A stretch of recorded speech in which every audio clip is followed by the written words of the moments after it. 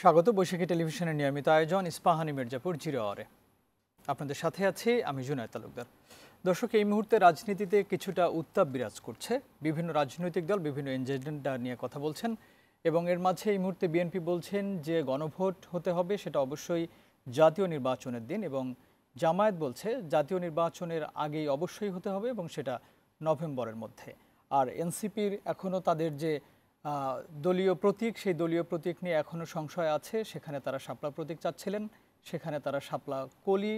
এখন নির্বাচন কমিশনে এই প্রতীকটি সংযুক্ত করা হয়েছে, হয়তো তাদেরকে এই প্রতীক দেয়া হবে। এবং এছাড়াও জুলাই সনদে যে বিষয়গুলো নোট অফ ডিসেন্ট দেওয়া ছিল বিএনপির, সেগুলো ছাড়াই সরকারের কাছে ঐক্যমত্য কমিশন, জাতীয় ঐক্যমত্য কমিশন তাদের সুপারিশ পেশ করেছে। এই বিষয়গুলো নিয়ে বিভিন্ন রকমের আলোচনা হচ্ছে। এর মাঝেই আমরা আজকে আমাদের আলোচনার বিষয় দিয়েছি ভোট না গণভোট, ঐক্য কোন পথে। এগুলো নিয়ে কথা বলার জন্য স্টুডিওতে আমার সঙ্গে দুজন অতিথি উপস্থিত আছেন। আমার পাশেই আছেন এস.এম. হুমায়ুন পাটোয়ারি, সিনিয়র যুগ্ম সাধারণ সম্পাদক, কানাডা বিএনপি পশ্চিম, এবং আরও আছেন সারওয়ার তুষার, যুগ্ম আহ্বায়ক, জাতীয় নাগরিক পার্টি। আপনাদের দুজনকে স্বাগত জানাচ্ছি আমাদের আজকের আয়োজনে। দর্শক, আমরা মূল আলোচনায় যাব, তার আগে আজকের বৈশাখী টেলিভিশনের প্রধান শিরোনামগুলো দেখে আসে। ইসির প্রতীক তালিকায় যুক্ত হলো শাপলা কলি। নতুন যে প্রতীকগুলোর ভিতরে আসছে, তো সেখানে শাপলা কলি রাখা হয়েছে। এটা ইলেকশন কমিশন মনে করেছে যে শাপলা কলিটা রাখা যেতে পারে।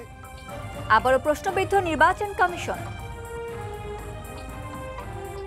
আমরা বরাবর বলে আসছি, এনসিপি শাপলা চায়, এনসিপি শাপলা নিয়ে নির্বাচন করবে। শাপলার প্রশ্নে আমরা আপোষহীন, শাপলা নিয়ে আমরা এক বিন্দু ছাড় দিতে চাই না। এই জন্য নির্বাচন কমিশনের কাছে আহ্বান থাকবে যে আপনারা শাপলা তালিকায় দ্রুত অন্তর্ভুক্ত করে এনসিপির যে অধিকার তাকে বুঝিয়ে দিন। জুলাই সনদ বাস্তবায়নে ঐক্যমত্য কমিশনের সুপারিশ এক পেশে, জাতির উপর চাপানোর অভিযোগ বিএনপির। নির্বাচনের আগে গণভোট আয়োজন অযৌক্তিক দাবি। ক্ষমতায় গেলে জনগণের সেবক হবে জামায়াত, গণভোটের তারিখ ঘোষণার আহ্বান। 5 দফা দাবিতে নির্বাচন ভবনের সামনে 8 দলের সমাবেশ। রাজনৈতিক দলগুলোর অনৈক্যে হতাশ অন্তর্বর্তী সরকার, উপদেষ্টা পরিষদের বৈঠকে গণভোটের বিষয়ে সিদ্ধান্ত হয়নি, জানালেন আসিফ নজরুল। দুই ধরনের বিরোধ বেরিয়ে হয়েছে। একটা হচ্ছে এটা আপনার কি পদ্ধতিতে পাশ করা হবে, আরেকটা হচ্ছে এই জন্য গণভোট হলে গণভোট কবে হবে। এবং এত দৃঢ় এবং পরস্পর বিরোধী এবং কি বলবো উত্তেজিত ভূমিকা নিয়েছে রাজনৈতিক দলগুলো যারা জুলাই গণঅভ্যুত্থানের পক্ষ ছিল। তা আপনারা যদি এরকম একটা ভূমিকা নেন, তাহলে সরকার কি করবে?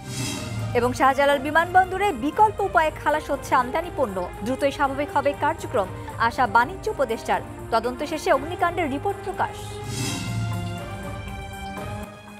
শিরোনামগুলো শুনছিলাম। দর্শক, এই অনুষ্ঠানটি বৈশাখী টেলিভিশনের পাশাপাশি আমাদের ইউটিউব চ্যানেল এবং ফেসবুক পেজে সরাসরি সম্প্রচারিত হচ্ছে। আপনারা সংযুক্ত থেকে আপনাদের মতামত জানাতে পারেন। সরওয়ার তুষার, আপনাকে দিয়ে প্রথমে শুরু করতে চাই। এখন যে বিষয়গুলো নিয়ে বেশি আলোচনা হচ্ছে এবং মনে হচ্ছে যে রাজনীতি এবং রাজনীতিবিদদের মধ্যে, রাজনীতির মাঠে যে মোটামুটি একটা ঐক্যমত্য ছিল, সেটাও মনে হয় এখন একটু অন্যদিকে রূপ নিচ্ছে। আপনি কি বলবেন? সেখানে আমি একটু প্রশ্ন যেটা করতে চাই যে বিএনপি বলছে যেমন নির্বাচনের দিন গণভোট দিতে হবে এবং জামায়াত বলছে নির্বাচনের আগেই দিতে হবে। আপনারা কিন্তু দুদিকেই আছেন, মানে নির্বাচনের দিন দিলেও আপনাদের কোনো আপত্তি নেই এবং আগে হলেও কোনো সমস্যা নেই আপনাদের জন্য। আচ্ছা, আপনারা যেখানে দুই দিকেই থাকতে পারছেন, সেখানে বিএনপি এবং জামায়াত কেন একমত হতে পারছে না? একটু আপনার কাছ থেকে জানতে চাই। আপনাকে ধন্যবাদ জানাই। আমরা দুই দিকে বলতে আমরা বলেছি আগে হলে ভালো হবে। হ্যাঁ বলি, আমরা বলেছি যে আগে হলে ভালো হবে। কেন? কারণ হচ্ছে যে তাহলে আমরা নির্বাচন কমিশন, এই কমিশন তো নানাভাবে নিজেকে ইতিমধ্যেই মানে অথর্ব একটা কমিশন হিসেবে প্রকাশ করেছে। ফলে আমরা যদি আগে হয় তাহলে আমরা তার সক্ষমতা যাচাই করা যাবে, নভেম্বরে বা ডিসেম্বরেও হতে পারে। কিন্তু যদি এটা ইলেকশনের দিন হয় একই সাথে সাধারণ নির্বাচনের সাথে, আমাদের খুব বড় রিজার্ভেশন নাই। এটা হচ্ছে আমাদের বক্তব্য, কারণ এটা মূল বক্তব্য না। এই দুই দল, জামায়াত ইসলাম এবং বিএনপি, তারা জুলাই সনদ সংস্কার এই জিনিসগুলোকে আমরা বাংলাদেশ রাষ্ট্রের গণতান্ত্রিক পুনর্গঠনের একটা মাধ্যম মনে করি বা একটা প্রয়োজনীয় জিনিস মনে করি, বাংলাদেশের জনগণ সেটা মনে করে। কিন্তু এই দল অ্যাপারেন্টলি এই জিনিসটাকে একটা বার্গেনিং টুল হিসেবে ব্যবহার করছে এবং নিজেদের শক্তি প্রদর্শন এবং ইগোর রাজনীতি করছে, যে কার্ডটা শেষ পর্যন্ত মানে জামায়াত একটা পজিশন নিলে বিএনপি আরেকটা নেয়, বিএনপি একটা পজিশন নিলে জামায়াত আরেকটা নেয়। মানে একদল একটা বলেছে এটা যদি সবার জন্য ভালো হয়, মেনে নেওয়ার যে মেন্টালিটি, এটা এই দুই দলের মধ্যে দেখা যাচ্ছে না। যদিও এই দুটো দলই বাংলাদেশের এই মুহূর্তে সবচেয়ে বড় দল, কিন্তু তাদের রাজনীতি অনেক ক্ষেত্রেই ইরেসপন্সিবল। একসময় বিএনপি কিন্তু বলেছিল যে গণভোটের প্রয়োজন নেই, মানে পরের যে কি শুধু এটা বলে নাই, জি থ্রু আউট দিস পিরিয়ড কিন্তু তারা সেখান থেকে সরে এসেছে। সংসদ ছাড়া আর কোনো জায়গায় আপনার সংবিধান সংস্কার করা যাবে না, তারা বলেছে। তাহলে তারা কিন্তু সেখান থেকে সরে এসেছে। আপনি এখন এখানে আদেশে রাজি হলেন কেন? তাহলে আগেরটা ভুল ছিল না, এখন ভুল? আপনি এখন জুলাই আদেশে রাজি হয়েছেন, আপনি গণভোটে রাজি হয়েছেন, গণভোটের টাইমিং নিয়ে ডিফারেন্স আছে, কিন্তু গণভোটে তো রাজি হয়েছেন। তারপর আপনি পরের পার্লামেন্টকে সংবিধান সংস্কার পরিষদের ক্ষমতা দেওয়ার জন্য রাজি হয়েছেন, মানে অর্থাৎ পরের পার্লামেন্টের ফর দ্য টাইম বিং, সেটা 9 মাস, 1.5 বছর, 1 বছর যাই হোক, এই সময়ে ডুয়েল রোল থাকবে, দ্বৈত ক্ষমতা থাকবে। একটা ক্ষমতা কি পার্লামেন্টের কাছে থাকে হচ্ছে সাধারণত আইন প্রণয়ন করার ক্ষমতা, এটা তো একটা রেগুলার ক্ষমতা, কিন্তু আপনি একটা স্পেশাল ক্ষমতা তাকে দিতে চান, সেটা হচ্ছে সংবিধানের বেসিক স্ট্রাকচার পরিবর্তন করার অনেকগুলো প্রস্তাব জুলাই সনদে আছে। এই জিনিসগুলো নর্মাল পার্লামেন্ট করতে পারে না, করলে সেটা পরবর্তীতে আদালত চ্যালেঞ্জ করতে পারেন। তাহলে আমার এখন এমন একটা স্ট্যাটাস এই পার্লামেন্টকে কিছু সময়ের জন্য দিতে হবে যেখানে আপনি এটা করতে পারবেন, এই পরিবর্তনগুলো করতে পারবেন। এটারই নাম হচ্ছে সংবিধান সংস্কার পরিষদ বা ইংরেজিতে রিফর্ম অ্যাসেম্বলি। বিএনপি তো এগুলোকে অবাস্তব, রোমান্টিক ইত্যাদি ইত্যাদি নানা কিছু বলেছে, এখন রাজি হয়েছে কেন? আচ্ছা, বিএনপি তো তাদের জায়গা থেকে সরে আসলো, গণভোটে রাজি হলো না, সরে এসেছে নির্বাচনের দিন, কিন্তু জামায়াত তো এখনো কোনো কিছুতেই তাদের জায়গায় এখনো কোনটা সরে এসেছে বলতে এই যে তারা বলেছিল যে এটা নির্বাচনের পর যে নির্বাচিত সরকার থাকবে সংসদে সেটা পাস হবে, এগুলো এই দফাগুলো, কিন্তু সেটা তো এখন এসে তারা বলছে যে গণভোট হবে নির্বাচনের দিনই হোক। আমাদের আপত্তি নাই। হ্যাঁ, আমি তো বললাম যে এটাতে আমাদের খুব বড় আপত্তি নাই, কিন্তু প্রক্রিয়াটা আমরা যেদের কথা বলছিলেন সেখানে তো বিএনপি কিছুটা সরে আসলো, জামায়াত কোথায় আছে? না, সরে এসেছে, আবার বিএনপি কমিশনে যেগুলো বলে এসেছে, যেগুলোতে এগ্রি করে এসেছে, এখন সেগুলো বিরোধিতা করছে বাইরে। এই যে আজকে আমরা সংবাদ সম্মেলন করে তারা যেগুলো বলেছে কমিশন সম্পর্কে, এগুলো হচ্ছে তাদের রাজনৈতিক বক্তব্য। তারা ওই সময় একমত হয়েছে, কিন্তু এখন আবার দ্বিমত করছে, ঠিক আছে? আর জামায়াত ইসলামের ব্যাপারটা হচ্ছে, জামায়াত ইসলাম নানা দিক থেকে যে রাজনীতি করে থাকে, সেই রাজনীতি আমরা বুঝতে পারি না, মানে তাদের কোনটা কখন কি কারণে আসে। তারা এখনো পিআর করছে লোয়ার হাউসে, মানে ওই আপনার নিচে যে হাউসটা, এখন এইটা করতে গেলে তারা এইটা তাদের সিম্পল এক পাতার লিখিত কোনো ডকুমেন্ট নাই, কেন তারা এটা চায়? এটা সিম্পল এক পাতা কমিশনের সাবজেক্ট এটা ছিল না। আমি বলতেছি কি, আপনি একটা পজিশন নিয়েছেন, দেখেন লোয়ার হাউসে পিআর হবে, এটা হচ্ছে আপনার, আমরা কিন্তু আপার হাউসে পিআর চাই বাই দ্য ওয়ে, কিন্তু লোয়ার হাউসে পিআর হবে, এটা হচ্ছে বাংলাদেশের এন্টায়ার ইলেকট্রাল সিস্টেম চেঞ্জ করার মতো একটা প্রস্তাব, যেটার পেছনে লম্বা অনেকগুলো প্রস্তুতির বিষয় আছে, জনগণকে প্রস্তুত করার বিষয় আছে। তারা এলাকায় সংসদ সদস্য দেখে অভ্যস্ত, এখন আপনি সেই এলাকা থেকে সংসদ সদস্য উঠিয়ে নেবেন, ন্যাশনালি পার্লামেন্টারিয়ান হবে, বুঝলাম, তো স্থানীয় সরকার কি আমরা সেই মোতাবেক চেঞ্জ করছি? কোনো না কোনো ধরনের সংসদ সদস্য তো থাকতে হবে এলাকায়। তো স্থানীয় সরকারে তো তারা এত ছোট জগন্নাথ, এমপি যিনি হন তিনি তার মতো করে ইউনিয়ন পরিষদ এবং পৌরসভাগুলো চেয়ারম্যান বসান, কিন্তু চেয়ারম্যান এবং এরা যদি বা উপজেলা মেয়র টেয়র যারা আছে তারা যদি একটু স্বাধীন হতে পারেন, তাহলে আমি ধরে নিলাম যে এটা কাজে আসবে, কিন্তু সেটা এখন না, আরো অনেক সময় লাগবে। আগে এগুলো অনেকগুলো এক্সপেরিমেন্টের মধ্যে যেতে হয়। আমরা আগে উচ্চকক্ষে পিআরই তো এগ্রি করাতে পারছি না, এর মধ্যে তারা লোয়ার হাউসে পিআর ঢুকিয়ে মাঝখানে দেখবেন আপনি আলাপটা হয়েছে যে কোন দেশে আছে কোন দেশে নাই, এটা বাংলাদেশের জন্য বাস্তবসম্মত কিনা, এইসব আলাপ করে কি কারণে উচ্চকক্ষে পিআরের প্রস্তাবটা এসেছিল ওইটা আমরা হারিয়ে ফেলেছি। উচ্চকক্ষে পিআর কেন এসেছিল? উচ্চকক্ষে পিআর এসেছিল খুব স্পেসিফিক কারণে। এই যে আপনার কয়েকদিন আগে 28 অক্টোবর গেল, আজকে 30 অক্টোবর, 28 অক্টোবর আপনার মনে আছে 2006 সাল লগি বৈঠা কেন হয়েছিল? লগি বৈঠা হয়েছিল একটা সরকারের কাছে যখন 2/3 থাকে আসন, তখন সে সংবিধানের যে কোনো সংশোধনী করার ক্ষমতা রাখে, এবং সেটা এমন সংশোধনী যে পার্লামেন্টে দাঁড়িয়ে বলেছে, শেখ মুজিবুর রহমান বলেছেন যে আজকে থেকে আগামী 5 বছরের জন্য পার্লামেন্ট এক্সটেন্ড করা হলো, জনগণকে ধরে নিতে হবে এটা নির্বাচিত সরকার। মানে আপনার কাছে 2/3 আছে, মানে আপনি যে কোনো পরিবর্তন করতে পারেন। বিএনপি কি করলো? বিএনপি নিজেদের পছন্দের লোককে প্রধান উপদেষ্টা বাড়ানোর জন্য বিচারপতি বয়সের সীমা বাড়িয়ে দিল 65 থেকে 67। আওয়ামী লীগ লগি বৈঠার তাণ্ডব করলো সারা দেশে, এখানে ঢাকা শহরে লাশের উপর নৃত্য হয়েছে। এই লগি বৈঠার হাত ধরে 1/11 এসেছে, এই 1/11 পরে এই আওয়ামী লীগের ফ্যাসিবাদ। তাহলে আপনি করলেন 14দশ সংশোধনী, আপনি এরা ভিকটিম হলেন, মানে বিএনপির কথা বলছি। এই কারণে যে আপনার কাছে 2/3 থাকলো এবং পরবর্তীতে আওয়ামী লীগ এসে আবারও 2/3 বলে তত্ত্বাবধায়ক বাতিল করে দিল। তাহলে আপনি এখন আমাদের বক্তব্য হচ্ছে যে একটা দলের কাছে 2/3 কেন, যদি মানে পুরো পার্লামেন্টের ম্যান্ডেটও থাকে তবু সে সংবিধান সংশোধনী একা করতে পারবে না, কারণ সংবিধান একটা পুরো দেশের ডকুমেন্ট। 2/3 যে সরকারের কাছে থাকে তার ভোট পার্সেন্টেজ কত থাকে? বাংলাদেশের হিস্ট্রি কি বলে? 35 থেকে 40। 35 থেকে 40% ভোট পেয়ে আপনি সংবিধানের মতো এত গুরুত্বপূর্ণ সিদ্ধান্ত নিয়ে ফেলছেন। এটা আটকানোর জন্য উচ্চকক্ষে পিয়ারের কথা এসেছে, যেখানে যে দলের এমনকি সারা দেশে 5% ভোট আছে তারও একটা গুরুত্বপূর্ণ অবস্থান থাকবে, লোয়ার হাউসে না থাকুক কিন্তু আপার হাউসে থাকবে। ফলে আপনি 51% আপার হাউসে 51% ভোট না পেলে বা ম্যান্ডেট না পেলে আপনি সংবিধান সংশোধনী করতে পারবেন না। ফলে যে দল সরকার গঠন করেছে 40% ভোটে, তাকে কিন্তু 11% সিক করতে হবে, অন্যান্য দলের কাছে যেতে হবে।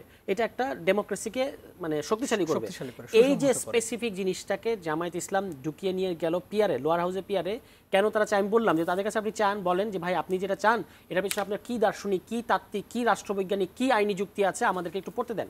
আমরা 6 মাসের দল, কেন মৌলিক সংস্কার কী বা কী না চাই আমরা এত বড় ঢাউস সাইজের কমিশনে জমা দিয়েছি, শান্তিপূর্ণ ক্ষমতা হস্তান্তরের রূপরেখা কেমন হবে জমা দিয়েছি, জুলাই আদেশের রূপরেখা কেমন হবে জমা দিয়েছি, প্রত্যেকটা জিনিস আমরা জমা দিয়েছি লিখিত। আপনি যে আমার কাছে চ্যালেঞ্জ করেন আমাকে যে এনসিপি যে এত বড় বড় কথা বলে, কোথা থেকে আসে কথাগুলো, আমি আপনাকে আমার ডকুমেন্ট দেখাতে পারবো, ভাই এটা পড়ে দেখেন, আমাদের কথাগুলো এখান থেকে আসে। তারপর আপনি একমত হবেন দ্বিমত হবেন সেটা আপনার ব্যাপার। কিন্তু এই যে লোয়ার হাউস পিয়ার করতে থাকছেন আপনি, এক পাতার কিন্তু তাদের কোনো লিখিত অবস্থান আমরা দেখি না। ফলে যেটা হয়েছে পুরো জিনিসটাকে এখন আপার হাউসে পিয়ারটা অনিশ্চিত হয়ে গেছে। এই জন্য অবশ্যই জামায়াতকে দায় নিতে হবে। জি, ধন্যবাদ আপনাকে।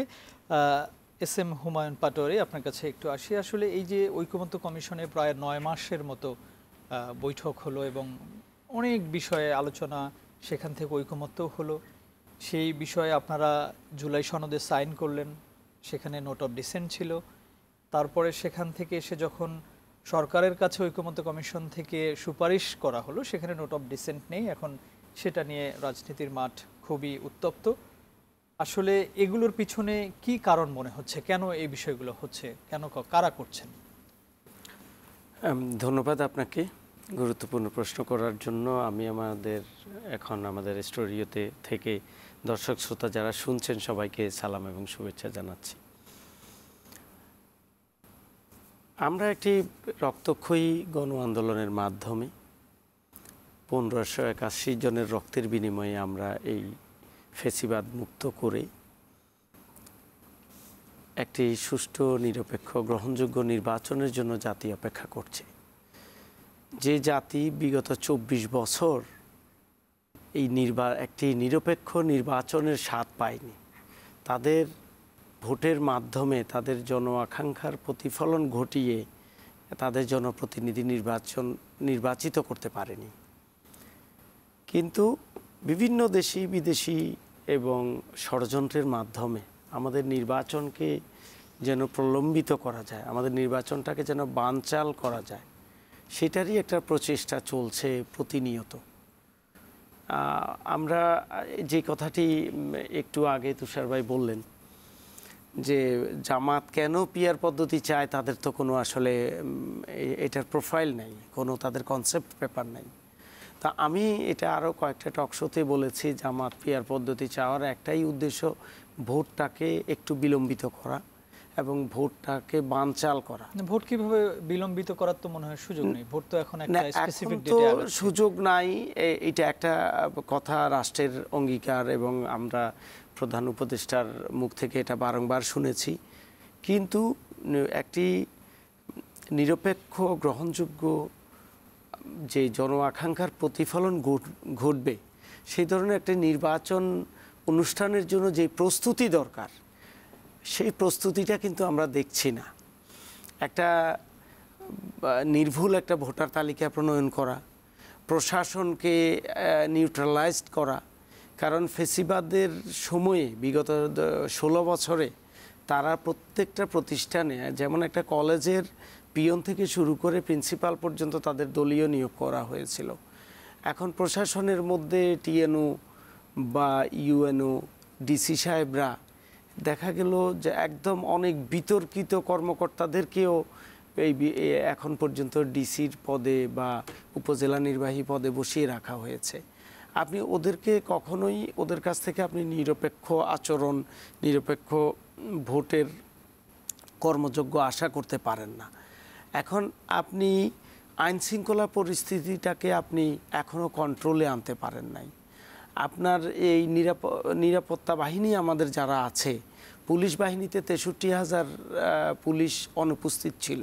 সেই 63,000-এর মধ্যে কয় হাজার আপনি এখন নতুন নিয়োগ দিয়েছেন? আপনি কয়জন পুলিশ কর্মকর্তাকে আগের যারা অপরাধী ছিল, আজকে আমরা দেখেছি এটা আমাদের আর্মিদের 15 জন অপরাধীকে আমরা আমাদের এই যে গণহত্যার দায়ে মানবতা বিরোধী অপরাধের ইয়ে থেকে আদালতে তাদেরকে সোপর্দ করা হয়েছে। কিন্তু এই বিগত 16 বছরে ফেসিবাদ টিকিয়ে রাখার জন্য, নির্বাচন ভণ্ডুল করার জন্য, একটা মানুষের ভোটাধিকার প্রয়োগে বাধা প্রদানের ক্ষেত্রে সর্বাগ্রে ছিল পুলিশ। পুলিশই ওই ফেসিবাদী সরকারকে টিকিয়ে রেখেছিল। তো এখন তো সেই সংশয়গুলো নেই। না, এখন সেই পুলিশ অফিসারগুলো তো রয়ে গেছে। এখনো তো আমরা দেখি মামলা বাণিজ্য হচ্ছে, এখনো তো পুলিশ দেখি। সেই মামলা বাণিজ্যের সঙ্গে তো রাজনৈতিক দলগুলোরও নাম আছে এখানে, বিভিন্ন রাজনৈতিক দল বিভিন্নভাবে এই মামলা বাণিজ্যের সাথে তারাও আছেন। এখন তো বাংলাদেশের জনগণ দেখুন অত সচেতন নয়, আর দুর্নীতিটা আমাদের রন্ধ্রে রন্ধ্রে ঢুকে গিয়েছে।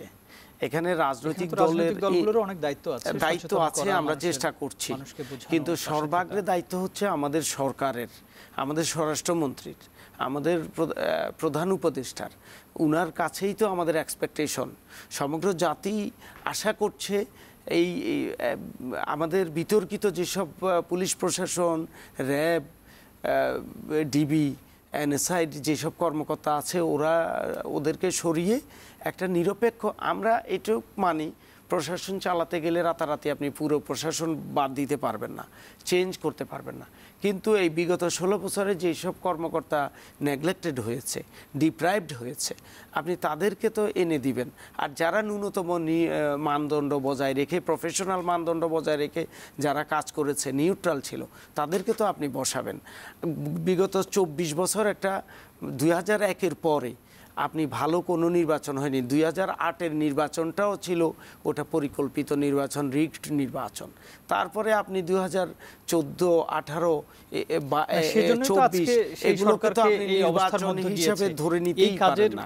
এই কাজের প্রায়শ্চিত্তই তো তারা আমরা জাতি ভুগছে। আমরা একটু সামনের কথা শুনতে চাই আসলে, যে এই অবস্থাগুলো এখন কেন হচ্ছে? এখন এই অবস্থাটা হচ্ছে যে আমি মনে করি এখানে আমাদের ওই পিআরটা যেমন একটা ইন্টেনশনালি করা হয়েছে, আমি মনে করি এই গণভোটটাও সেই ধরনের একটা।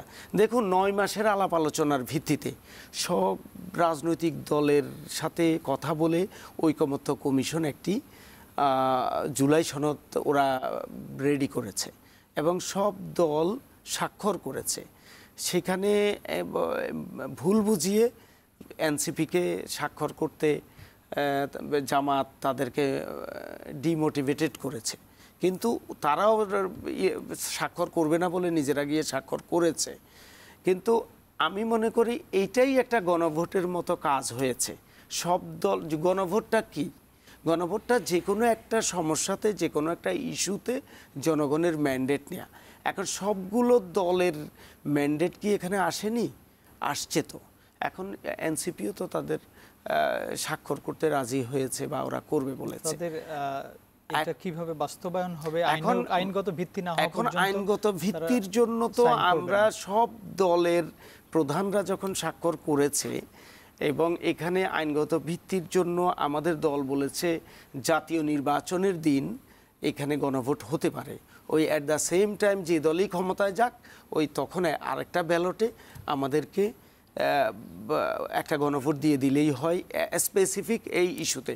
কারণ হচ্ছে এখন আমাদের যে জিনিসটি প্রয়োজন, আগামী ফেব্রুয়ারিতে আমাদের নির্বাচন করতে হলে আমাদের নির্বাচন কমিশনকে দৈনিক 24 ঘন্টা শিফটিং ওয়াইজ করে কাজ করা প্রয়োজন। একটা নিরপেক্ষ, গ্রহণযোগ্য এবং ডক্টর ইউনূস স্যার বলেছেন এই যাবৎকালে সর্বশ্রেষ্ঠ নির্বাচন উনি উপহার দিবেন। সেই নির্বাচনটা করতে হলে আমাদের নির্বাচন কমিশনকে এখন পরিপূর্ণ অ্যাটেনশন দিতে হবে আমাদের জাতীয় নির্বাচনের উপর। আমরা তো একটা ঐক্যমত্যে পৌঁছেছি, এই এখন আবার গণভোট দিয়ে নির্বাচন কমিশনের সামর্থ্যটাকে, নির্বাচন কমিশনের অ্যাটেনশনটাকে অন্যদিকে ফিরিয়ে দেওয়ার জন্যই আমার মনে হয় এই গণভোটের ব্যাপারে এই দাবিটা তোলা হচ্ছে। আপনার কাছে আরেকটা বিষয় একটু জানতে চাই, যে আসলে বর্তমান যে অবস্থা বিরাজ করছে তাতে কি এই সরকার ফেব্রুয়ারির আগেই দুটো নির্বাচন করার মতো সক্ষমতা রাখে কিনা, সেটা সম্ভব কিনা? আচ্ছা, এটা উত্তর দেওয়ার আগে একটু ভাইয়ের এই কথাটা একটু আপত্তিকর কথার একটু প্রতিবাদ জানাই, যে জামায়াতের কথা ভুল বুঝিয়ে ইয়ে করেছে। আমরা স্বাক্ষর করি নাই খুব স্পেসিফিক কারণে আমরা বলেছি যে সনদ কীভাবে ইমপ্লিমেন্ট করবেন সেটা রূপরেখা আগে দেখবো আমরা, আদারওয়াইজ এটা 90-3 রূপরেখার মতো হবে। এই যে আমরা সাইন করলাম না বলেই কিন্তু আপনি মানে 1 সপ্তাহ 10 দিনের মধ্যে আদেশের টেক্সটটা পেলেন, নাহলে কিন্তু এটা পেতেন না।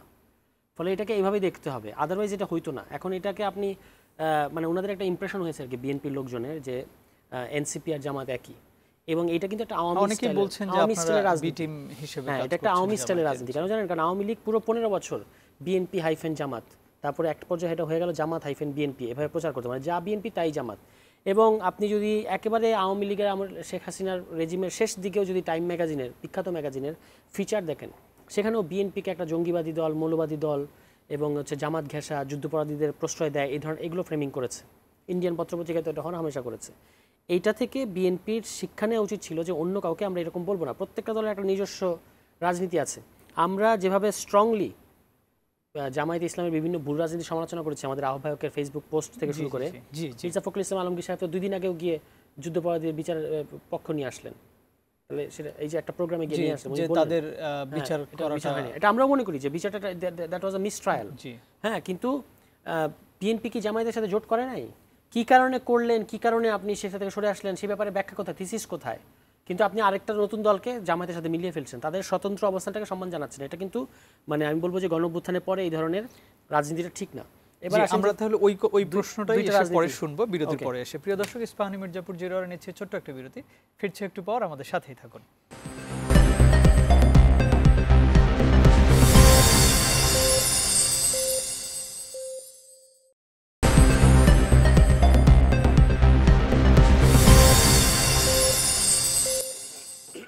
আবারও স্বাগত ইস্পাহানি মির্জাপুর জিরোরে। প্রিয় দর্শক, আমরা আজকে কথা বলছিলাম ভোট না গণভোট, ঐক্য কোন পথে।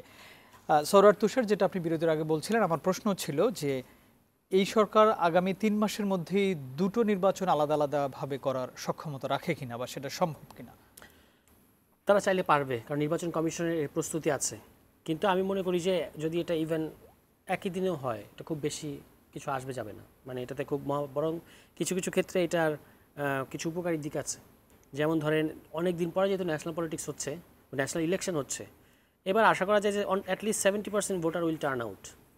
এই 70% লোকের কাছে আপনার গণভোটের ইয়েটা যাবে, ব্যালটটা যাবে, এবং তাহলে মানুষের এখানে প্রতিনিধিত্ব বাড়ছে। রাইট। এবং এখানে মানে গণভোটে সাধারণত কখন একটা দেশে গণভোট হয়? গণভোট হয় যখন আগেই একটা মাস ঐক্যমত হয়ে গেছে, এখন শুধু আপনি এটাকে উঠিয়ে আনতে চান। এবং গণভোটে সাধারণত 96% কেসে দেখা গেছে পৃথিবীর ইতিহাসে 96% কেসে গণভোট মানে অ্যাপ্রুভড হয়। জি জি জি 3-4% ক্ষেত্রে বিভিন্ন ইয়ে থাকতে পারে। এবং সাধারণত 80% 90% লোক হ্যাঁ বলে। এটাগুলো হলো ট্রেন্ড আর কি। ফলে ইলেকশনের দিন হলে এটা খুব সমস্যার কিছু নাই, বরং ইলেকশনের আগে হলে একটা সমস্যা যেটা আছে যে আচ্ছা আমি গেলেও তো হ্যাঁ ভোট, না গেলেও তো হ্যাঁ ভোট হবে, আমি না যাই, মানুষের মধ্যে এরকম একটা থাকে, মানে আগের নির্বাচনগুলোর মতো। হ্যাঁ, এটা হইতে পারে যে কিন্তু গেলেও জিতবে, না গেলেও আমি ভোট দিলেও জিতবে, না দিলেও জিতবে। এখন ন্যাশনাল ইলেকশনের দিন একই দিনে হওয়ার পেছনে আবার কিছু ঝুঁকিও আছে। ওই ঝুঁকিগুলো হচ্ছে নির্বাচন কমিশনকে মিনিমাইজ করতে হবে। যেমন হচ্ছে মানুষের এবার হচ্ছে আপনার সম্ভবত ভোট কেন্দ্র কমানো হয়েছে, ভোটার বেড়েছে, ভোট কেন্দ্র কমেছে। তো ভোটার যখন বাড়লো এবং ভোট কেন্দ্র কমলো, তখন আপনি কিন্তু সময় কম পাচ্ছেন। মানে একজন ভোটারের হয়তো 1 মিনিটের কিছু কম সময় থাকবে তার হাতে, তাকে আপনি 2টা ব্যালট দিচ্ছেন। ফলে সে 2টা ব্যালটই ইউটিলাইজ করছে কিনা এটা কীভাবে নিশ্চিত করবেন, এটা আপনাকে নিশ্চিত করতে হবে নির্বাচন কমিশনকে। দ্বিতীয় কথা হচ্ছে আমাদের দেশের, আমরা এটা চাই না, কিন্তু আমাদের দেশের কালচারটা কি, ইলেকশনের কালচার, ভোট কেন্দ্র দখল হয়, কারচুপি হয়, এইসব হয়। কীভাবে আপনি এটাকে সেপারেট করবেন গণভোটকে, এটা একটা বড় প্রশ্ন। মানে গণভোট হলো সমঝোতার ভিত্তিতে হচ্ছে, আর ইলেকশনের, ন্যাশনাল ইলেকশনে একটা প্রতিদ্বন্দ্বিতাপূর্ণ পরিবেশ থাকবে। আপনি আমার সাথে কম্পিট করবেন, আমি আপনার সাথে কম্পিট করবো, আপনাকে আমি হারাতে চাইবো, আপনি আমাকে হারাতে চাইবেন। গণভোটে কিন্তু আমরা কেউ সেটা চাচ্ছি না। শুধুমাত্র পতিত আওয়ামী লীগ বাদ দিলে, তাদের দোষরা বাদ দিলে, সমস্ত দেশের জনগণ, সকল রাজনৈতিক দল, আপনি একটা রাজনৈতিক দল, উনি একটা, আমি একটা, কিন্তু আমরা সবাই কিন্তু গণভোটের পক্ষে। তাহলে এই যে দুই ধরনের মাইন্ডসেট একই সাথে ডিল করতে হবে পিপলকে, এটা কিন্তু পিপলকে ট্রেন করার ব্যাপার আছে। তো ফলে দুটো দিকই আগে করার ক্ষেত্রে যারা আগে চায়, কার কি ষড়যন্ত্র করার ইচ্ছা আছে সেটা তো পরের বিষয়, সেটা তো আমরা ধরেন সবার মনের খবর নিতে পারবো না। তারা কিন্তু এই জন্য চায় যে একটা সমঝোতার পরিবেশ লাগে গণভোটের সময়, একটা বৃহৎ ঐক্যের পরিবেশ লাগে, সেইটার জন্য গণভোটকে সেপারেট করাটা ভালো। আবার এখানে রিস্ক আছে যে টার্ন আউট কম হবে, অনেক কম হওয়ার সম্ভাবনা আছে, যে মানুষ ভাববে যে ওই জাতীয় নির্বাচনে গিয়ে ভোট দিব না, এটা তো আমি দিলেও হ্যাঁ হবে, না দিলেও হ্যাঁ হবে। এই যে দুইটা জিনিস আছে, এটা কিভাবে ডিল করা যায়। আমরা এখানে এই কারণে বারবার বলেছি যে আমাদের আসলেই খুব বড় আপত্তি নাই যদি ইলেকশনের দিন গণভোটটা হয়, হোক ইলেকশনের দিন, কিন্তু এই যে মানে ইলেকশনের এটা একটা শুধু লজিস্টিক্সের ব্যাপার। ইলেকশনের দিন গণভোট হলেও যা আমরা পাবো ইলেকশনের আগে হলেও তাই পাবো, একই জিনিস পাবো। ফলে আদেশ, জুলাই সনদের আদেশ দেওয়া, তারপর গণভোট হওয়া, তারপরে হলো পরের পার্লামেন্টকে দ্বৈত ক্ষমতা দেওয়া, এই প্রসেসটা হলো আমাদের জন্য সবচেয়ে গুরুত্বপূর্ণ, যার মধ্যে দিয়ে জুলাই সনদের সাংবিধানিক ভিত্তি নিশ্চিত করতে হবে। এবং কেন এই প্রসেসে যাওয়া হলো এটা আমি একটু এই পর্যায়ে বলি। কেন আপনি সংশোধনী মডেলে গেলেন না? একটা উদাহরণ অনেক দেওয়া যাবে, একটা জিয়াউর রহমান সাহেবের পঞ্চম সংশোধনী দেওয়া যাবে। আরেকটা উদাহরণ হচ্ছে আন্দোলন করে পাওয়া জিনিস তত্ত্বাবধায়ক সরকার ব্যবস্থা, এটা কিন্তু আন্দোলনের ফসল। এই আন্দোলনের ফসলটা আপনি সংবিধানের ভিতরে অন্তর্ভুক্ত করেছেন ত্রয়োদশ সংশোধনীর মধ্য দিয়ে। মানে এটা বাংলাদেশের একটা আন্দোলন যেটা সাংবিধানিক স্বীকৃতি পেয়েছে। এই যে এখন আমরা সাংবিধানিক স্বীকৃতির কথা বলতেছি, এটা কি খুব অভিনব কিছু বলছি? আগে তো হয়েছে বাংলাদেশে এটা। আচ্ছা, পার্থক্য হচ্ছে পদ্ধতির। আপনারা সংশোধনী করেছেন বলে এই যে শেখ হাসিনা এসে ওই 111-এর ওইটা দোহাই দিয়ে বলছে যে এই ধরনের সরকারগুলো অনির্বাচিত সরকার হয়, মানে গঠন করে 2-3 বছর থাকে, এইটা আর লাগবে না, বাতিল করে দিয়েছে, ঠিক আছে। কিন্তু আদারওয়াইজ সাংবিধানিক স্বীকৃতির প্রশ্ন আন্দোলনের কোন আন্দোলনে, এটা তো নতুন না, এটা আগেও হয়েছে। এখন আমরা পদ্ধতিটা ইয়ে করতে চাচ্ছি কেন, এরকম আমরা ফার্ম কেন, যেন বেসিক স্ট্রাকচারে দোহাই দিয়ে সংশোধনী করলে যেটা হয়, যেমন জিয়াউর রহমান সাহেব 75-এর পরে যখন উনি রাষ্ট্রপতি হলেন 77 সালে, রাষ্ট্রপতি হওয়ার পরে তিনি ডিক্রি জারি করে অর্ডার জারি করে সংবিধান সংশোধনী করেছেন, সংবিধানে পরিবর্তন করেছেন। আপনি মূলনীতি চেঞ্জ করে দিয়েছেন। মূলনীতি মানে হলো বেসিক স্ট্রাকচার, মানে বেসিক স্ট্রাকচারে আপনি পরিবর্তন করেছেন অর্ডারের মধ্যে দিয়ে। জিয়াউর রহমান সাহেব 79 সালে আপনার ইলেকশন হলো, আপনি তো সংবিধান সংশোধনী করেছেন এর আগেই করে ফেলেছে। এবং উনি 77 সালে কিন্তু গণভোট করেছেন, 77 সালে গণভোট করেছেন উনার নিজের বৈধতার জন্য। কিন্তু সাংবিধানিক অনেক পরিবর্তন তিনি করেছেন। বাকশাল ছিল, সেটাকে পরিবর্তন করেছেন। ওই বাঙালি জাতীয়তাবাদকে তিনি বাংলাদেশি জাতীয়তাবাদ করেছেন। একমাত্র আল্লাহর উপর পূর্ণ আস্থা ও বিশ্বাস এটা এনেছেন। এগুলো তো ওই সংবিধানের মূল স্ট্রাকচারটা পরিবর্তন করা। এইটা করেছেন, এটা ধরে রাখার জন্য ওনার দরকার ছিল এই যে আমরা এখন যেটা বলছি দ্বৈত ক্ষমতা, সংসদে দ্বৈত ক্ষমতা, এইটাতে যাওয়া। উনি সেটাতে না গিয়ে উনি পঞ্চম সংশোধনী করেছেন। পঞ্চম সংশোধনী করলেন মানে হচ্ছে আপনি সংবিধানকে ছাপিয়ে যায় এমন কতগুলো পরিবর্তনকে আবার সংবিধানের ভিতর ঢুকিয়েছেন। এটার ফলে হচ্ছে এই যে আওয়ামী লীগ সরকার এসে পঞ্চম সংশোধনী বাতিল করে দিল। এখনো পর্যন্ত পঞ্চম সংশোধনী কিন্তু এটাই স্ট্যাটাস। বিএনপি এসে আবার এটাকে রিভাইভ করবে সেটা অন্য প্রশ্ন। কিন্তু এই যে সংশোধনী করার সমস্যা, এটা কিন্তু আমরা জিয়াউর রহমান বা বিএনপির ইতিহাস থেকে শিক্ষা নিয়েছি। জিয়াউর রহমান সাহেব 78 সালের 17 এপ্রিল একটা ফরমান জারি করেছিলেন যে আগামী সংসদ নির্বাচন একই সাথে গণপরিষদ নির্বাচনও হবে। পরে তিনি এই মডেলে গেলেন না। ওই মডেলে গেলে কিন্তু এটা আজকে হুট করে বাতিল হতো না। 72 সংবিধানের পরিবর্তনের কথা আমরা যে আজকে বলছি, তখনই এই প্রশ্নটা সেটেল হয়ে যেত, আমরা অনেক এগিয়ে যেতে পারতাম। কিন্তু উনি একটা ইতিহাসের একটা বড় জিনিস করে ফেলেছিলেন, আবার এটাকে ছোট একটা খোপের মধ্যে ঢুকিয়েছেন কারণ না কারোর মানে কুপরামর্শে, যে কারণে হচ্ছে আপনার এই পঞ্চম সংশোধনী বাতিল হয়ে গেছে। এই কারণে সংশোধনীটা এই সমস্যাকে সবসময় ঝুঁকিতে থাকবে। ফলে আমরা কিন্তু এখন আর অষ্টাদশ সংশোধনী চাই না, এই পরিবর্তনগুলোকে একটা সংশোধনীর মধ্যে ঢুকাতে চাই না। আবার চ্যালেঞ্জ। হুমায়ুন পাটোয়ারি, আপনার কাছে যেটা একটু জানতে চাই, এনসিপির নেতা নাসিরউদ্দিন পাটোয়ারি বলেছেন যে কাবিননামায় সই করেছে বিএনপি, এখন আর না বলার সুযোগ নেই। এটা আমি অন্য একটি পত্রিকায় দেখলাম, আবুল হাসনাত সাহেবও বলেছেন আর কি, এনসিপির দক্ষিণাঞ্চলের মুখ্য সংগঠক, উনিও বলেছেন। তো এখন আপনারা তো জেনে বুঝেই সাইন করেছেন সেখানে সনদে, এখন কি পিছনে আসার আর সুযোগ আছে? না, বিএনপি তো জেনে বুঝে দীর্ঘদিন আলাপ আলোচনার ভিত্তিতে যে পয়েন্টগুলোতে বিএনপি ভেটো দিয়েছিল বা রাষ্ট্র পরিচালনার ক্ষেত্রে বাধা সৃষ্টি হতে পারে যে বিষয়গুলো, সেগুলো তো অলরেডি ওভারকাম করা হয়েছে বা বিএনপি কিছু ছাড় দিয়েছে বা অনেক কিছু মেনে নিয়েছে। তো এগুলা এখন তো বিএনপি তো পিছু হটতে চায় না। আর এই গণ আন্দোলনের সঙ্গে তো বিএনপির সম্পৃক্ততা সবচেয়ে বেশি। এখানে বিএনপি তো 16 বছর যাবত এই আন্দোলন করে আসছে। বিএনপি কেন পিছিয়ে হটবে এই যে জুলাই সনদ বাস্তবায়নের ক্ষেত্রে? বিএনপির ব্যাপারে এটা একটা প্রোপাগান্ডা ছড়ানো হয় যে বিএনপি জুলাই সনদ চায় না, বিএনপি জুলাই যোদ্ধাদেরকে স্বীকৃতি দিতে চায় না, বা বিএনপি জুলাই হত্যাকাণ্ডের খুনিদের বিচার চায় না। এগুলো তো বিএনপির বিরুদ্ধেও প্রোপাগান্ডা ছড়ানো হয়। অ্যাবসোলুটলি বিএনপি এই ফেসিবাদী সরকারের মানবতা বিরোধী অপরাধের বিচার চায়, জুলাই যোদ্ধাদের স্বীকৃতি দিতে চায় এবং জুলাই হত্যাকাণ্ডের খুনিদের বিচার চায়। এটা অবভিয়াসলি এটা হতে হবে, এই ব্যাপারে আমরা কোনো দ্বিমত নেই আমাদের। এখন তত্ত্বাবধায়ক একটা প্রশ্ন আসছে, যেটা যেই সনদে সই করা হয়েছে এবং যে আদেশ এখন দিয়েছে সরকার, এখানে ওরা কিছুটা ট্রিক্স করেছে, কিছু জিনিস ওরা চেঞ্জ করে দিয়েছে। এই চেঞ্জের ব্যাপারে এখন বিএনপি তাদের ওপিনিয়ন জানিয়েছে। না, আমরা তো এটা বলি নাই বা এটা আমাদের ইয়েতে ছিল না। জুলাই সনদের স্বাক্ষর না করে তারা সঠিক পথে আছে বলে আপনি বলবেন? আমার মতে ওই দিন যেহেতু সবগুলো দল স্বাক্ষর করেছে, তাদেরও স্বাক্ষর করলে ভালো ছিল। আর এখন যদি কেউ চালাকি করে, সরকার যদি এখানে কিছু পরিবর্তন করে, সংযোজন বিয়োজন করে, সেগুলো তো প্রশ্ন আসতেই পারে। সেটা বিএনপি যেমন বলছে, সেটা এনসিপিও বলতে পারে। এখন স্বাক্ষর না করাটা, যেখানে অনেকগুলো দল স্বাক্ষর করেছে, একটা দল স্বাক্ষর না করলে এইটা ডিসেন্ট দেখায় না। এটা রাজনৈতিক শিষ্টাচারের মধ্যে একটা অনৈক্যর প্রকাশ ঘটে। মনে করে যে অন্য সব দল একদিকে, একটা দল আরেকদিকে। এখন ওরা তো নতুন দল, তাদের প্রতি আমি সম্মান রেখে বলছি, যে কারণেই হোক, যে ওনাদেরও নিজস্ব ভাবনা ছিল, তাদের যুক্তি ছিল, তারা স্বাক্ষর করে নাই। এবং সবচেয়ে আনন্দের বিষয় হচ্ছে যে ঐক্যের খাতিরে এখন ওনারা স্বাক্ষর করবেন বলছেন। এটা তো মোটামুটি সলভড বিষয়টা। এখন বিএনপি এই ব্যাপারে যেই আপনাদের যেই নেগেটিভ যে চিন্তাটা, এইটার মধ্যেই বিএনপি নাই। বিএনপি হচ্ছে টোটালি এই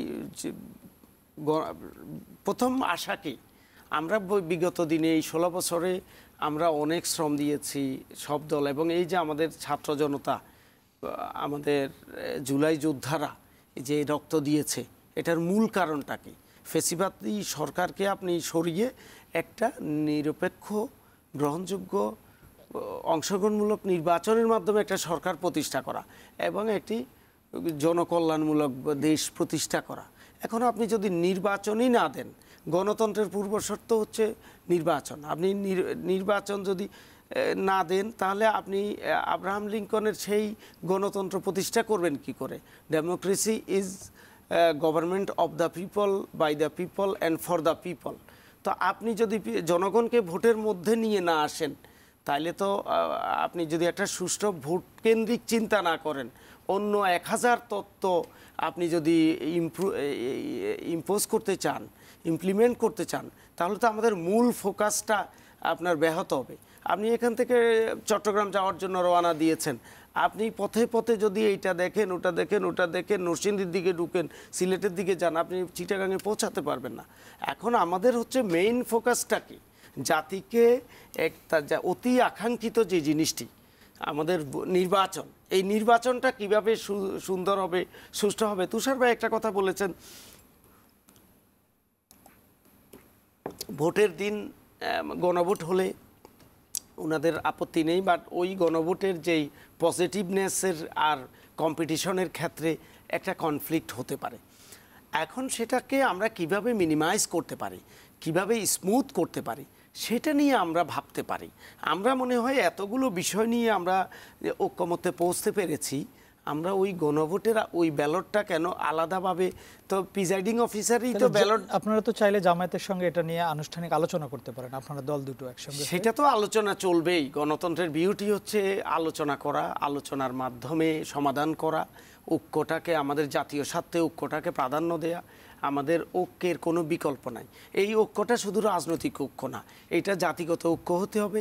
এবং এইখানে এই জাতিগত ঐক্যের মধ্যে আমাদের দেশের মধ্যে যারা আছেন তাদের মধ্যে ঐক্য, এবং বিদেশে যেসব ডায়াসপোরা আছে তাদেরকেও আমাদের ঐক্যের আওতায় নিয়ে আসতে হবে। তাহলেই আমাদের এখনকার এই ঐক্য, নির্বাচন, গণতন্ত্র টেকসই হবে, আদারওয়াইজ নট। আমাদের পারস্পরিক বিশ্বাস আনতে হবে, আমাদেরকে একটা বিশ্বাস স্থাপন করতে হবে, জাতির এই বিশ্বাস আসতে হবে এই জুলাই সনদ বা এই সংবিধান, এই নির্বাচনে আমাদের মতের প্রতিফলন ঘটবে এবং আমরা একটি সুশাসন পাবো। জি, আপনাকে অসংখ্য ধন্যবাদ। আমরা আবার একটা বিরতিতে যাব। তার আগে আমি সরওয়ার তুষার আপনার কাছে একটা প্রশ্ন রেখে যেতে চাই, যে এনসিপির যে শাপলা প্রতীকের বিষয়টা ছিল, যেটা নিয়ে অনেক নির্বাচন কমিশনের উপরে আপনাদের অনেক চাপ ছিল, সেটা এর আগে আমরা প্রতিনিয়ত শুনেছি যে এটা সংশোধন হওয়ার কোনো সুযোগ নেই, এখানে শাপলা অ্যাড করা হবে না। তো যেটা আমরা আজকে দেখলাম, শাপলা অ্যাড করা হয়েছে, মানে শাপলা কলি অ্যাড করা হয়েছে। তাতে আবার এখন আপনারা আবারও আপত্তি করছেন যে না, শাপলা কলি হবে না, শাপলাই হতে হবে, শাপলা নিয়েই আপনারা নির্বাচনে যাবেন। যদি মূলত শাপলা না হয় তাহলে আপনারা কি করবেন, এই বিষয়টা বিরতির পরে এসে জানবো। প্রিয় দর্শক, ইস্পাহানি মির্জাপুর জিরো আওয়ারে নিচ্ছে আরও একটা ছোট্ট বিরতি, আমাদের সাথেই থাকুন।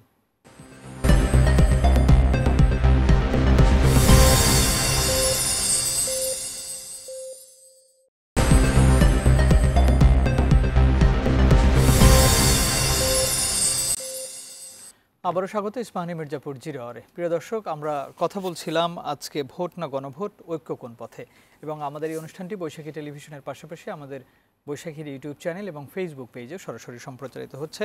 সরওয়ার তুষার, বিরতির আগে যে প্রশ্ন রেখে গিয়েছিলাম, শাপলা এখন শাপলা কলি হয়েছে, এই শাপলা ফুটবে কিনা, এবং এই শাপলা যে এখনো ফুটছে না এটার পিছনে কি আপনারা বিভিন্ন সময় বলছেন যে বড় রাজনৈতিক দলগুলোরও হয়তো এখানে কোনো ব্যাপার থাকতে পারে, আসলে কারা এর পেছনে আছেন?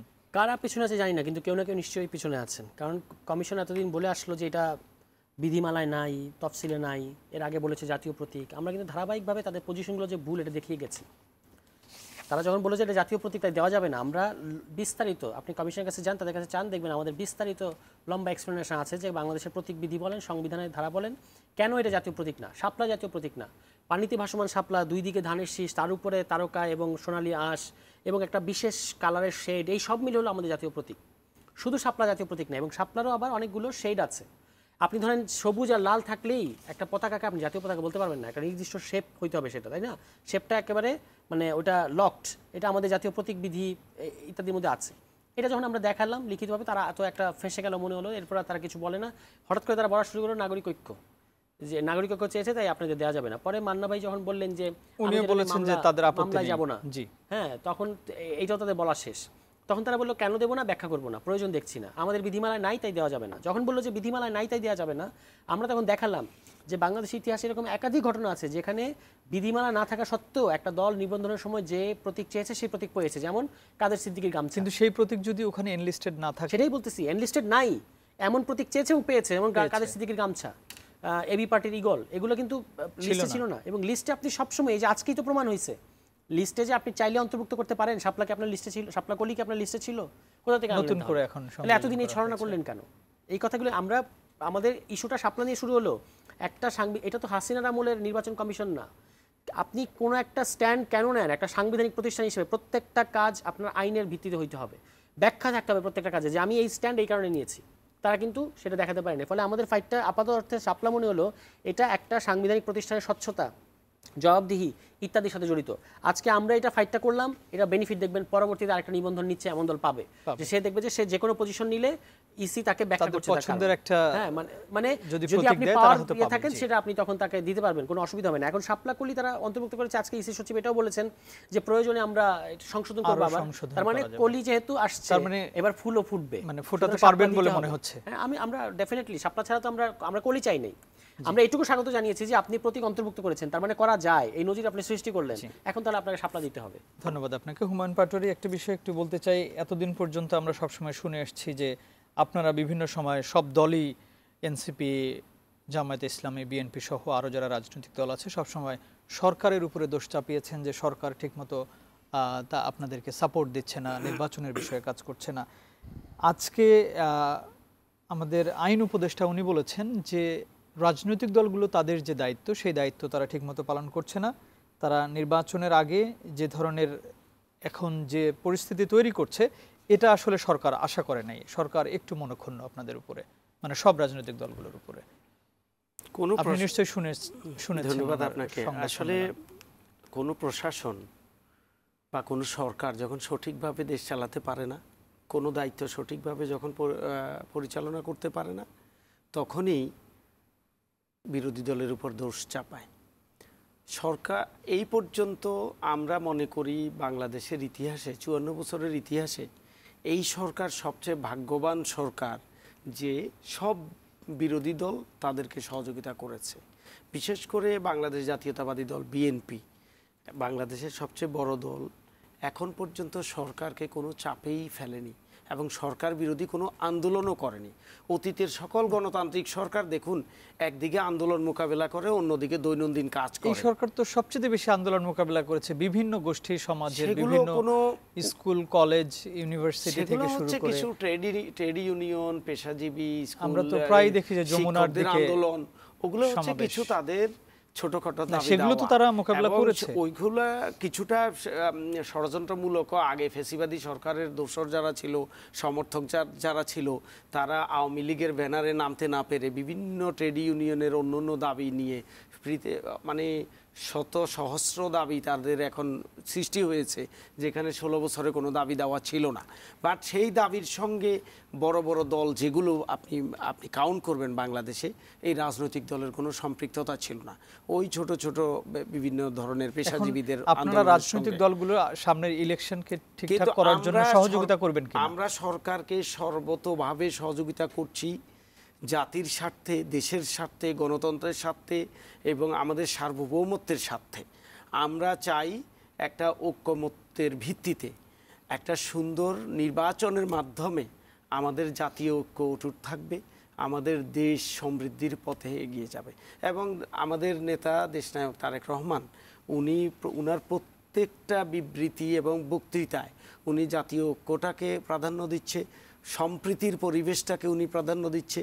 এবং এই সরকারকে আমরা বলেছি উনাদেরকে আমরা সময় দিব। দেখুন, বিচারপতি শাহাবুদ্দিন, বিচারপতি লতিফুর রহমান এবং বিচারপতি হাবিবুর রহমান, এই 3 কমিশন 3 মাসের মধ্যে নির্বাচন করেছিল। তো এখন উনারা আজকে 16 মাস হয়ে গেছে, এখন সেই সময়ের পরিবেশ আর এই সময়ের পরিবেশটা অবশ্যই এক না। আর এখন সেই পরিবেশ শুধু নির্বাচন না, এখন 3টা বিষয় এখানে গুরুত্বপূর্ণ, যেটা আছে আপনার নির্বাচন তো অবশ্যই আছে, সাথে সংস্কার আছে, বিচার আছে, সেই কাজগুলো তো তারা করে সামনে আগাচ্ছেন। আমাদের সবগুলো বিষয় তখনকার পরিবেশ আর এখনকার পরিবেশ এক নয় মেনেই তো আমরা সরকারকে সময় দিয়েছি। আমরা বলেছি আমরা যৌক্তিক সময় দিব এবং আমরা সময় দিচ্ছি। আমরা কেন সরকার লেংদি করছে এটার বিপরীতে এই জামাত যেমন রাস্তায় নেমে গেছে পিআরের জন্য, ওই যে এখন গণভোটের জন্য, আমরা তো রাস্তায় নামি নাই। এখন মানে সিটি কর্পোরেশনের মেয়রকে ঘিরে আপনারা একটা সময় ছিলেন, সাহেবের সঙ্গে অন্যায় করা হয়েছে। একই আইনের ভিত্তিতে চট্টগ্রামের মেয়রকে আপনি শপথ পড়ালেন, কিন্তু ঢাকার মেয়রকে আপনি শপথ পড়ালেন না। এটা তো 2 জন মেয়রের ক্ষেত্রে মেয়র ইশরাক সাহেব কিভাবে মেয়র ছিলেন? 2 জন মেয়র মানে সেই সময় ইলেকশন করে হেরে গিয়েছিল। হ্যাঁ, তাহলে উনি মেয়র না, মেয়র হননি। উনার আপিলটা ছিল যে ইলেকশন বাতিল করে দেন, এটা অবৈধ ইলেকশন। এরপর উনি দাবি করে বসছেন আমি এটা মেয়র। একটু শেষ করবেন, আমাদের সময় একদম শেষ। এখন সেটা হচ্ছে যে এটা ইশরাক সাহেবের আন্দোলন ছিল, সেটাও বিএনপির আন্দোলন ছিল না। তুষার ভাই, বিএনপিতে সেখানে স্থায়ী কমিটির সদস্যরা কথা বলেছেন, দেখা করে 2 জন উপদেষ্টার পদত্যাগ সম্মতি জানিয়েছেন। জি, এই নির্বাচনে এখন কোন উপদেষ্টা যদি একটু বাড়াবাড়ি করে, সেটাও পরে সরে আসলেন কেন ওইটা থেকে? যেমন সিকিউরিটি অ্যাডভাইজারের পদত্যাগ চাইলেন, স্থানীয় সরকার উপদেষ্টা পদত্যাগ চাইলেন, পরে আর এটা আমরা সরে আসছি। সেটা হচ্ছে আমরা না, এটা হচ্ছে এই যৌক্তিক দাবিটা ছিল ইশরাক সাহেবের। ইশরাক সাহেব তার দাবি থেকে, একটা মানুষ যত বিষয় নিয়েই ফাইট করতে করতে জাতীয় স্বার্থে একটা পর্যায়ে ছাড় দিতে হয়। বিএনপির যে ছাড় দেওয়ার একটা মানসিকতা, ঢাকা দক্ষিণের মেয়র উনি ছাড় দিচ্ছেন, অফিস করছেন না, এরকম